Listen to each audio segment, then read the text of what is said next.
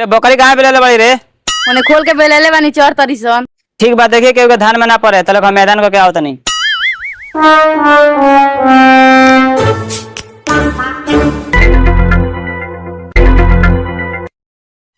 हाय बाप रे बाप भाई कौना सौतिनिया के बकरी ही रे पूरा हमार धान चढ़ा दे हलक। हाय हाय हाय हाय हाय हाय अरे सौतिन यहाँ बकरी क्या मारते रे? हाँ बकरी घूमने भी लड़ा जाए तो थूथुन फोड़ दी। हाय हाय हाय बड़ा वाली थुथुन पर कोनो किनो के भतार मेहनत नहीं कर खेतवा में हमार भतार रात दिन मेहनत के हेते हेते उपजइले बा। एकरा बाद अगर तोर बकरी पड़ गई तो साफ टंगरी तूर दे हम। लड़ाई टंगरी तेरे खाली हम बकरिया छुक नहीं देगे फिर तोर झोटा लसार के मारे। हाय हाय हाय हाय बड़ा वाली झोटा लसार के मारे वाले हम अपना भतार के कमाई खा के नु देहिया बनेले बानी किनो सौतिन के भतार के कमाई खा के देहिया नहीं बनवले। कौन हम अपना भातरा भेज बानी खूब खिया के ढीर फुला दी। हाय बाप रे बाप सौतिनिया कितना गंदा बात कहती है रे दादा। रुक हम अपना आपे भतार के बुला के लिया होता नहीं सौतिनिया। मौसड़ी मेहरारू खेत में वही बड़ा गोल बिया धान देखे अभी लेना यार। कोरी तू एजा बैठ के खैनी बनाओ तार घर है ओइजा धान में पूरा चला होता सौतिनिया हमरा झगड़ा करताई सन। ए भोसड़ी का बोल बा साफ सुथरा बता। कोरिया जल्दी लाठी लेके चल उ सौतिनिया अपना मर्द के लगा के हमरा के इतना गंदा गंदा बात बोले बिया। का भोसड़ी हम जाइए का करे उमर भवे लागी। कोरिया भवे लागी भवे ओइसे नु हेतना पहनावत है कोरिया ते लाठी लेके चलबे कि हम जाई। चल भोसड़ी लाठी लेके चलते हैं चल तो चल भोसड़ी चल।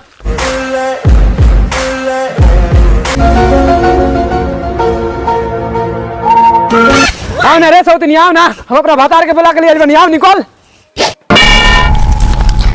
आई बाल कोरिया मुँह तो पियना में मुड़ी फोड़ दिलक रे मुँह तो पियना भी हकते बारी। अरे का भइल बा रे का भइल बा रे का भइल बा? अरे का भइल रे का रे होता रे? हाय दादा दादा कोरिया हमार मुड़ी फोड़ दिल बारे दादा। चल चल मिल के मारो लो चल चल।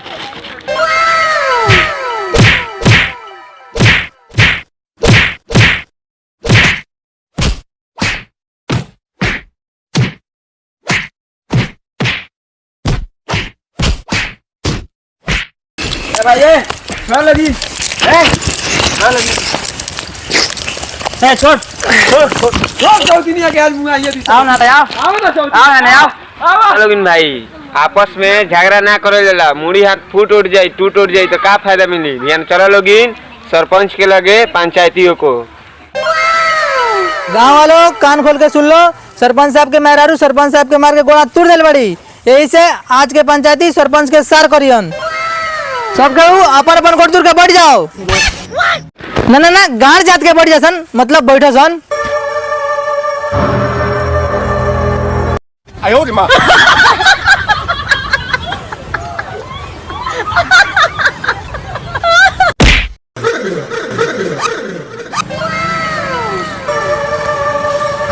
बोला सन का भइल बा? कोरी मौगा टुकुर टुकुर का घेवड़ा तकले पड़ा मरद हो के मेहराज हो के बीच में आके खोलिया गल कोरिया आगे जाके बतियाओ।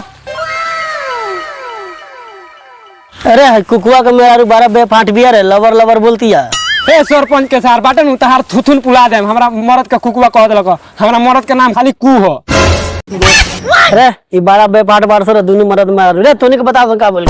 ये सरपंच साहब के सार फैसला मरद मेहरारू मिल के दोनों बड़ा हमरा मेहरारू के मुड़ी फोड़ देले बड़ा सब। ए सरपंच साहब के सार अब अगर फैसला रबे करू।